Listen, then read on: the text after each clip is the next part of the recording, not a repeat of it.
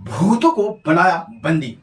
नमस्कार दोस्तों, ये आज हम जो शेयर करने वाले हैं ये हकीकत घटना पे आधारित है कि कैसे एक राजा के सूझबूझ से भूत को बंदी बना लिया जाता है। तो आप अगर पूरा घटना को जानना चाहते हैं तो इस वीडियो को ध्यान से जरूर देखें। जब लास्ट तक आप इस वीडियो को पूरा देख लीजिएगा तो आपको समझ में आ जाएगा कि एक राजा कितना इंपॉर्टेंट होता है अपने जनता, अपने पड़ोसी और अपने सहभोगिता को सुरक्षित करने के लिए। एक भूत की कहानी नहीं, ये हकीकत घटना है जो किसी गांव में एक घटा था। किसी बड़े शहर जो साम्राज्य होते हैं वहां पे एक घटा है। एक बात है करीब आज से 150 से 200 साल पहले की, जब एक हठी पंडित जो अपने आप को बहुत बड़ा ब्राह्मण कहते हैं, वो अपने गांव से अपने मम्मी अपने मतलब कि सासू माँ या कह लें कि अपने बीवी के मम्मी के यहाँ अपने बीवी को लाने के लिए यानी अपने ससुराल जा रहे थे। और रास्ते में चूंकि डिस्टेंस बहुत ज्यादा दूर था तो पैदल, पहले के लोग बहुत ज्यादा पैदल चला करते थे, गाड़ी घोड़ा से कम ही सफर करते थे, पैदल जाया करते थे। और उसी दौरान पंडित अपने ससुराल के लिए घर से रवाना हो जाते हैं और रास्ते में एक और ब्राह्मण मिल जाते हैं और बोलते हैं, प्रणाम बाबा जी, आप किधर चले? तो वही पंडित जी बोलते हैं कि हम ब्राह्मण हैं और हम अपने ससुराल जा रहे हैं अपने पत्नी को लाने के लिए। तब जो दूसरे ब्राह्मण थे, जो साधु थे, वो बोले कि आप ब्राह्मण होकर के आपको पता नहीं है शायद कि अभी पितृपक्ष चल रहा है और पितृपक्ष में कोई शुभ कार्य नहीं करना चाहिए। एक बात सुन करके ये जो ब्राह्मण थे जो ससुराल जा रहे थे वो आग बबूल हो गए और बोले कि नहीं, ये सब कुछ ब्राह्मण पे लागू नहीं होता, हम खुद में एक भगवान का अंश है, हम ब्राह्मण है, हम में ये लागू नहीं होता है और हम ये सब कुछ नहीं मानते हैं। इसीलिए हम अपने वाइफ को यानी पत्नी को पितृपक्ष में भी लाने जा रहे हैं, जानते हुए भी। इतना बोलने के बाद जो संत थे वहीं पे बैठे रह गए और जो ब्राह्मण थे वहां से निकल गए अपने ससुराल के ओर। जाते जाते ससुराल पहुंचे। वहां पे ससुराल पहुंचते ही ससुराल वाले इनका काफी ज्यादा आदर सत्कार किए और अच्छा से खिलाए पिलाए रखे दो चार दिन। उसके बाद में इन्हें बोले कि महाराज आप आए हैं दामाद जी, तो अभी पितृपक्ष चल रहा है, आपसे गुजारिश है कि हम लोग पितृपक्ष में कन्यादान नहीं करते हैं और हम अपने बेटी को आपके साथ जाने नहीं देंगे। लेकिन पंडित जो ब्राह्मण थे बहुत ज्यादा जिद्दी थे, ये बोले नहीं, मैं लेने आया हूं, मैं कुछ एक पितृपक्ष और ये सब कुछ नहीं मानता हूं, मैं लेकर के ही जाऊंगा। अब चूंकि ससुराल वाले वो क्या करते, क्योंकि बेटी जब एक मर्तबे दान कर दिया जाता है, दे दिया जाता है, तो अब उसी के हाथ में होता है, जो भी करेंगे वो अब पति ही करेगा। तो ब्राह्मण भी कुछ नहीं करते हैं, वहां के ससुराल वाले कुछ नहीं करते हैं और पितृपक्ष में ही विदा कर देते हैं। वहां से पंडित अपनी बीवी को साथ में लेकर के निकल पड़ते हैं अपने घर की ओर और रास्ते में धीरे धीरे चलते रहते हैं। और रास्ते में पंडित जी को बहुत जोर से प्यास लग जाता है और परियां जो रहती हैं वहीं पे खड़ी रहते हैं और पंडित जी को कहते हैं कि आप पानी पी करके आ जाइए। तभी पंडित जी पास के कुएं में ही जाते हैं, अपने लिए पानी निकालते हैं और पानी पीते हैं। और पानी पीने के बाद वहीं पे एक और ब्राह्मण जो साधु संत होते हैं एक और आ जाते हैं और कहते हैं, महाराज आप प्लीज पानी मुझे भी पिला दीजिए। तो जैसे ही पंडित जी उस कुएं से पानी निकालने के लिए जो होता है रस्सी डालते हैं, तभी वो जो संत होते हैं वो उनके टांग पकड़ के कुएं में ढकेल देते हैं।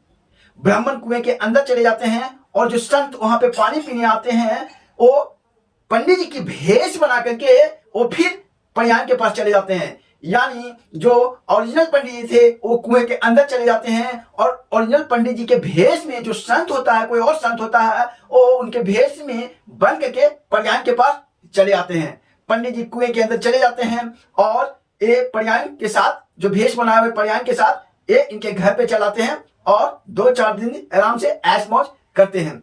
वहां पंडित जी जो रहते हैं कुएं के अंदर रहते हैं, पड़े रहते हैं 2 दिन 3 दिन। चूंकि पहले की कुएं होते ऐसा बना हुआ रहता था कि मुरहार बना रहता था, अब तो कुआं डायरेक्ट होता है, मुरहार बना रहता था जो वहां पे आदमी जाकर के बैठ भी सकता था। तो मुड़हार पे कुएं के अंदर वो बैठे हुए थे और निकल ही नहीं पा रहे थे। और पहले की युग ऐसा था कि दोस्तों इतना आना जाना भी नहीं होता था और कोई रास्ता से लोग गुजरते भी तो बड़ी दिन दिन पे गुजरते थे। वहीं से कुएं के अंदर पंडित जी 2 दिन 3 दिन भूखे प्यासे वहीं अपना प्राण मतलब कि बचा रहे थे। और तभी वहां से एक बैल गुजरता है जो हल जोतने के लिए कोई किसान ले जा रहा था। और पहले के बैल के जो ग्याली में होता था दोस्तों घंटी लगा रहता था। एक घंटी का आवाज पंडित जी को सुनाई दे देता है और फिर पंडित जी जोर जोर से घंटी सुन करके चिल्लाने लगते हैं कि बचाओ बचाओ मुझे, कोई बचाओ, मेरा जीवन बचाओ, कोई बचा लो। तभी वो किसान होता है डर जाता है, क्योंकि पहले लोग भूत पिशाच पे बहुत ज्यादा बिलीव करते थे, तो डर जाता है कि काश कहीं इसमें भूत ना हो। लेकिन किसान तो किसान होता है, अपना फर्ज निभाता है। वो हिम्मत बांध करके कुएं की तरफ दौड़ पड़ता है और देखता है कि पूछता है कि कौन हो। तो पंडित जी पूरा व्यथा अपना उस किसान को कुएं के अंदर से ही बताते हैं। किसान को ट्रस्ट आ जाता है, विश्वास आ जाता है और कुएं से बाहर उस पंडित को निकाल देता है। कुएं से बाहर निकालते ही पंडित जी झटपट उठते हैं वहां से और भागता हुआ अपना घर जाते हैं। और घर पे जाने के बाद ये सारी घटना बताते हैं। लेकिन प्रयाण तो प्रयाण से ही, क्योंकि उस जो फेक वाला था, जो भेष बना के पंडित जी आए थे, उसे 2-4 दिन तक पंडित जी जो प्रयाण थी गुजार चुकी थी, तो उन्हें वही सत्य लग रहा था। और जो अभी पंडित जी आए थे ये फेक लग रहा था। तो बोला नहीं, मैं नहीं मानूंगा, तुम झूठ बोल रहे हो, आप झूठ बोल रहे हो।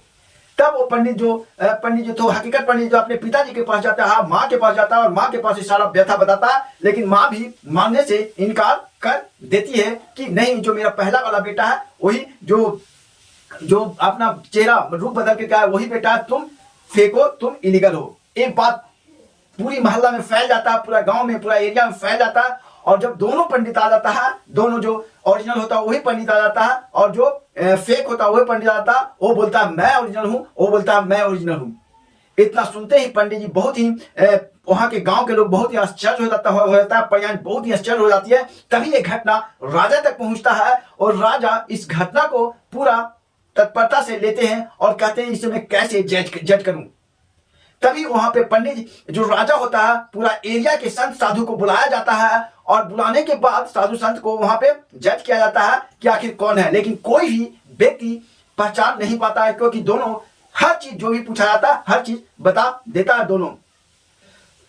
तभी राजा बोलता है कि 1 लोटा पानी लाओ।